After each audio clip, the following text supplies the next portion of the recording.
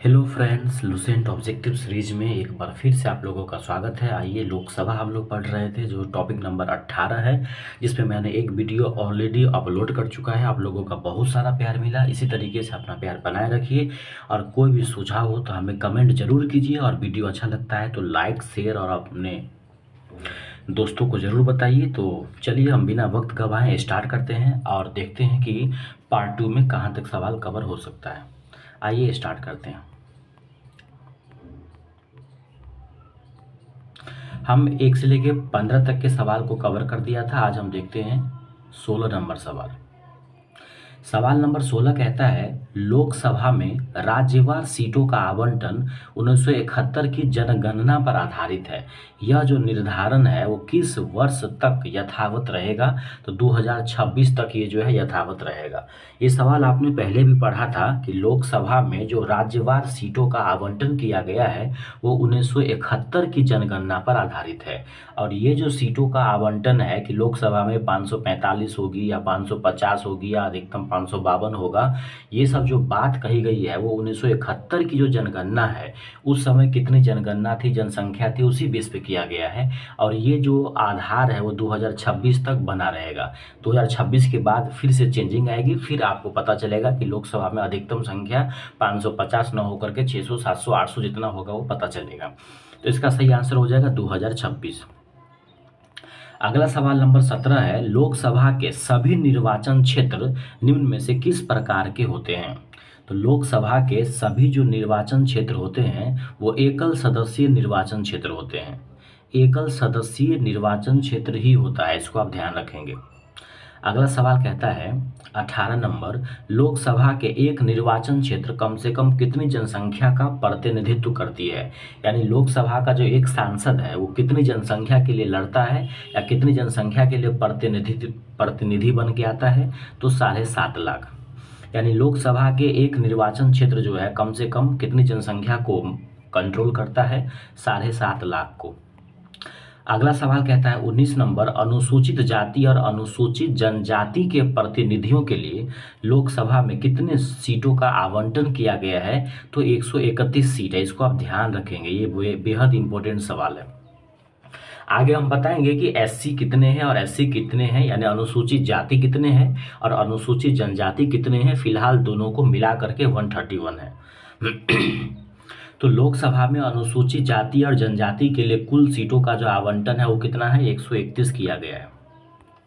सवाल नंबर 20 कहता है, भारत में स्वतंत्रता के बाद प्रथम आम चुनाव कब संपन्न हुआ था? बेहद इंपॉर्टेंट सवाल। 1952 ईस्वी में।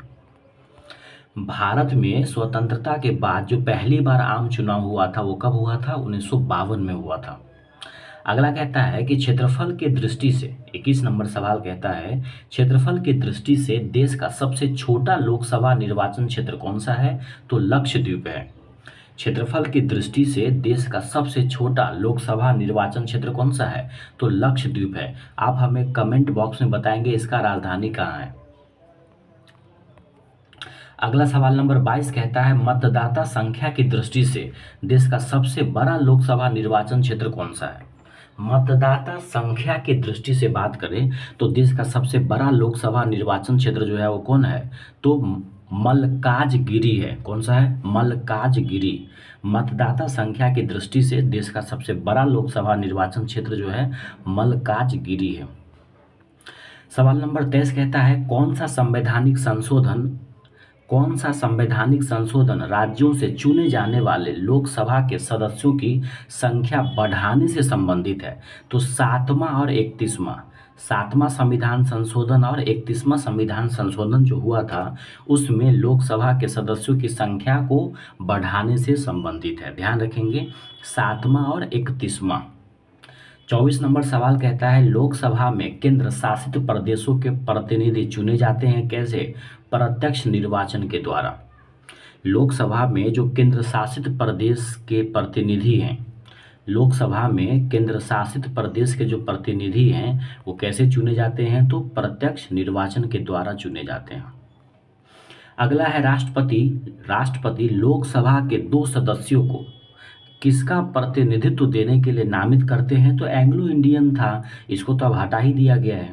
तो राष्ट्रपति जो है लोकसभा में 2 सदस्यों को चुनते हैं और राज्यसभा में 12 सदस्यों को चुनते हैं। तो लोकसभा में जो 2 सदस्यों को चुनते हैं ये आंग्ल भारतीय होते हैं, यानी एंग्लो इंडियन समुदाय को बढ़ावा देने के लिए। सवाल नंबर 26 कहता है लोकसभा में निम्नलिखित में से किसके लिए स्थान आरक्षित है। तो लोकसभा में किसके लिए है, तो एससी के लिए था, एसटी के लिए था और आंग्ल भारतीय समुदाय के लिए था। तो इसका आंसर हो जाएगा सभी, इनमें से सभी के लिए जो है लोकसभा में स्थान आरक्षित है। लेकिन अब आंग्ल भारतीय वाले को हटा दिया गया है वर्तमान में, बाकी अनुसूचित जाति और जनजाति के लिए है। यहाँ पे एक चीज़ हम आपको बताना चाहेंगे और ये बेहद इम्पोर्टेंट है जो आपको याद भी रखना है। एक तो अनुच्छेद है 330 और एक है 331। ये दोनों जो है लोकसभा से संबंधित है। तो लोकसभा में 330 जो है वो है एससी एसटी के लिए, किसके लिए है, एससी एसटी के लिए है। और 331 जो है वही है आंग्ल भारतीय समुदाय के लिए। तो ध्यान रखेंगे लोकसभा में अनुसूचित जाति जनजाति के लिए अनुच्छेद 330 है और लोकसभा में आंग्ल भारतीय के लिए 331 है। अगला कहता है लोकसभा का चुनाव लड़ने के लिए जो इच्छुक व्यक्ति है उसकी न्यूनतम आयु कितनी होनी चाहिए, 25 वर्ष होनी चाहिए। लोकसभा के लिए 25 वर्ष, राज्यसभा के लिए 30 वर्ष। अगला कहता है कौन सा राज्य सबसे अधिक प्रतिनिधि लोकसभा में भेजता है। तो अभी आपने पढ़ा था ना कि जनसंख्या के आधार पर बंटवारा किया गया है। 1971 में जो जनसंख्या था उसके आधार पर बंटवारा हुआ है और ये 2026 तक जो है चलेगा। तो जनसंख्या के आधार पे है, तो जहाँ की जनसंख्या सबसे ज़्यादा होगी वहीं के प्रतिनिधि भी सबसे ज़्यादा आएंगे। तो लोकसभा में सबसे ज़्यादा जो प्रतिनिधि है वो उत्तर प्रदेश से आते हैं। कहाँ से आते हैं, उत्तर प्रदेश से। 29 नंबर सवाल बेहद इम्पोर्टेंट है, इसको आप ध्यान रखेंगे। ये क्या कह रहा है कि निम्नलिखित युगों में कौन सा मिलान सही नहीं है। तो पश्चिम बंगाल में 42 है, बिल्कुल सही बात है। पंजाब में 13 है, आंध्र प्रदेश में 25 है। असम में कितना है ये आप हमें कमेंट बॉक्स में बताएंगे। असम के अंदर 13 नहीं है तो कितना है।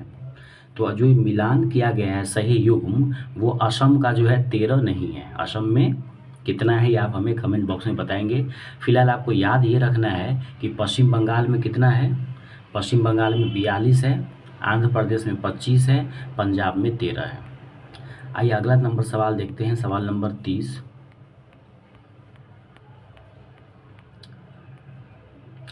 सवाल नंबर 30 कहता है कि किस राज्य का लोकसभा एवं राज्यसभा में प्रतिनिधित्व सबसे ज़्यादा है।